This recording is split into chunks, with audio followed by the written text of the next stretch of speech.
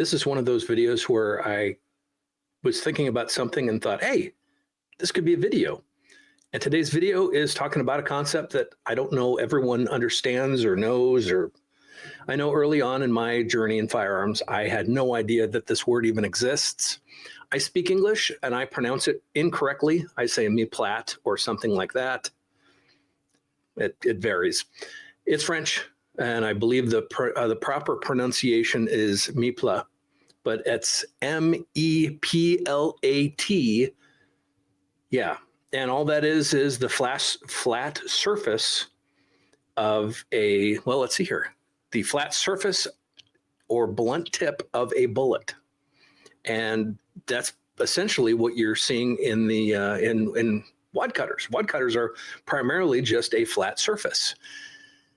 And they're actually kind of cool when you understand what they're doing compared to other more traditional projectiles. So in my hand is a 9mm, and as you can see, this is a full metal jacket, rounded tip.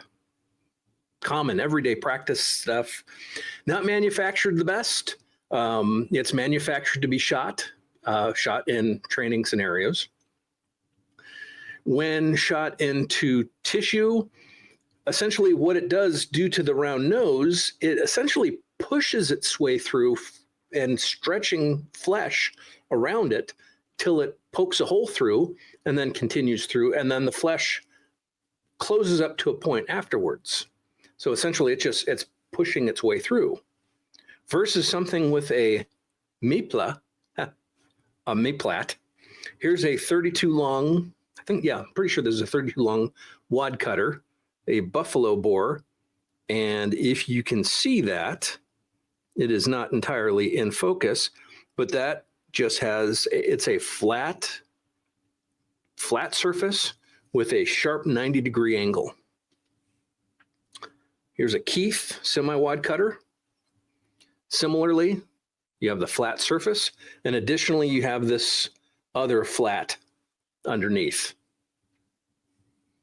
Here is a 38 Special Keith. Oh, that last one was a 32 H&R. Here's a 32 Keith.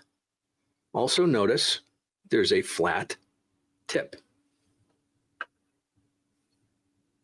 High Desert cartridge. So the last several were Buffalo bore. High Desert cartridge, also flat. Now this gets interesting for me. 10mm, also flat versus round. Now, yes, we're going over basic shapes right now, but there is a reason. 44 Special, also a wad cutter, flat. This is a cutting surface. To me, that was absolutely fascinating. So when we compare the wounding capabilities of this compared to the round nose 9, this is poking the little hole and pushing its way through. This is basically cutting that size of a hole into you, while this is just pushing. I thought that was fascinating. And you'll find these are available in, well, definitely in revolvers.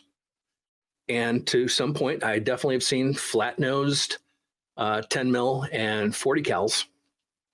And that right there, that's going to be providing more of a pronounced wound channel versus just this little tiny round nose. Now, there's a reason also that we see these primarily in like handguns, because long range shooting with something like this is not the most aerodynamic shape ever made. And yeah, we're using handguns. We're not shooting super long distances. That's not the most aerodynamic shape. But when it hits flesh, man, does it do some interesting things. That's just nasty, especially when you think about it. Yeah, this flat surface cutting through, if for some reason there's a tumble, that's creating even a larger wounding. But really, for the most part, if these are easy to shoot and they're shooting the sights, less recoil, and they're effective on target, if any of these, and they are meeting FBI standards, that's a good viable defensive option. With those FBI standards, yeah, gel's included, but so is denim. Additionally, you can look up additional tests where they're shooting through various media, windows, windshields, car doors, residential structures, and yeah, the results may vary depending on the caliber, depending on the gun that's shooting them, and depending on the manufacturer. But just a cool little video. I kind of like that concept, taking advantage of that flat tip to create even better wounding.